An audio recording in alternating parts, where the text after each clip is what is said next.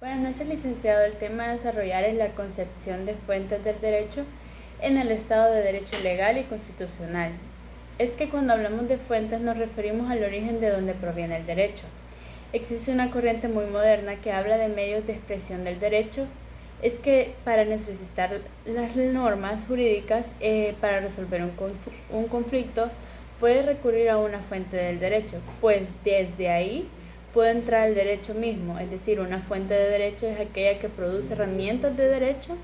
De esa manera se puede entender a la fuente de derecho como una fuente de producción, como cuando nos preguntamos quién produce las normas jurídicas. La respuesta es los poderes públicos, el pueblo del pueblo, a través de las costumbres y los particulares, a través de los actos jurídicos como un contrato se puede definir a la fuente de derecho a partir de dos concepciones marcadas en el concepto formal de una fuente desde las fuentes formales y el concepto material de fuente.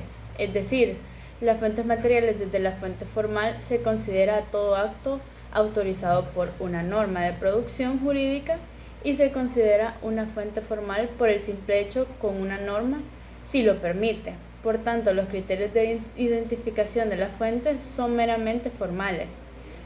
Puede que una ley en absoluto no contenga, sino en cambio, mandatos individuales y concretos, así como también un acto de la administración pública tenga por el contrario el contenido normativo.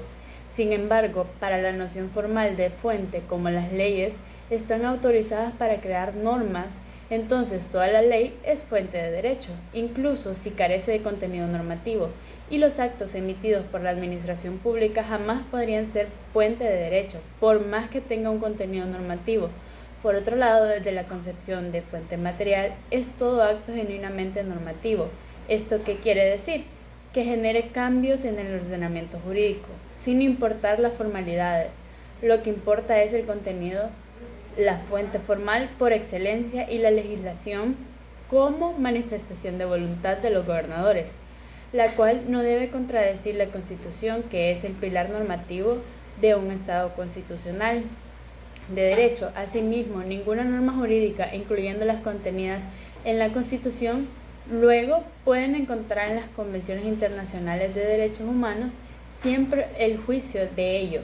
Todas estas normas están expresamente establecidas en textos normativos brindados por personas con poder delegado a eso. Se le conoce como derecho positivo. En algunas clases estuvimos viendo este tema. Son 12 positividades a él sin prejuicio. Todas las clases, todas las calificaciones de las fuentes formales y por otro lado materiales.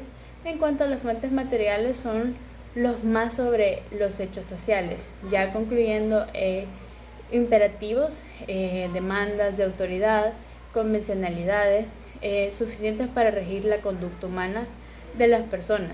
Es una ley que por ser una ley es una norma imperativa, emanada de autoridad y que tiene virtualidad suficiente para ir la conducta de las personas.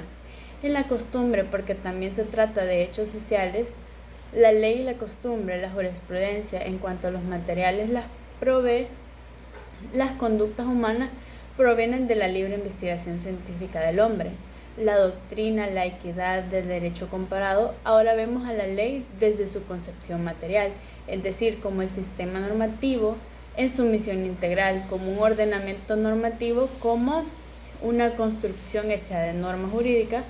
Como tal, la ley no solamente no comprende su definición en ese sentido estricto, sino que además las propias disposiciones administrativas que deberán respetar las entidades administrativas que obtengan sobre todo a la construcción como sustento normativo de todo el ordenamiento jurídico interno, porque todo ordenamiento jurídico interno se considera como la ley de sujeto o sujeto al principio de legalidad.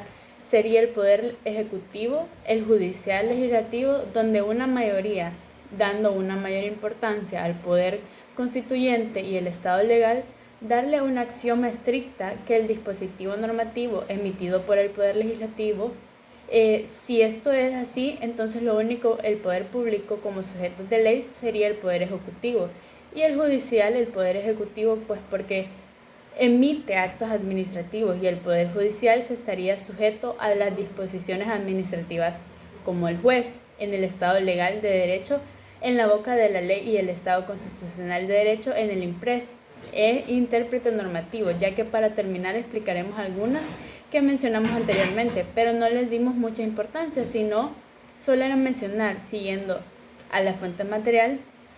Algunos la consideran la jurisprudencia, que se refiere a los términos adoptados por los jueces sobre casos concretos en los cuales ha aplicado e interpretar las normas de derecho positivo, además de la costumbre que es el uso generalizado y constante de una conducta, de una doctrina, que son las opiniones de las personas que interpretan las normas jurídicas y escriben artículos de opinión, tratados con libros en general e incluso esta película de mucha importancia.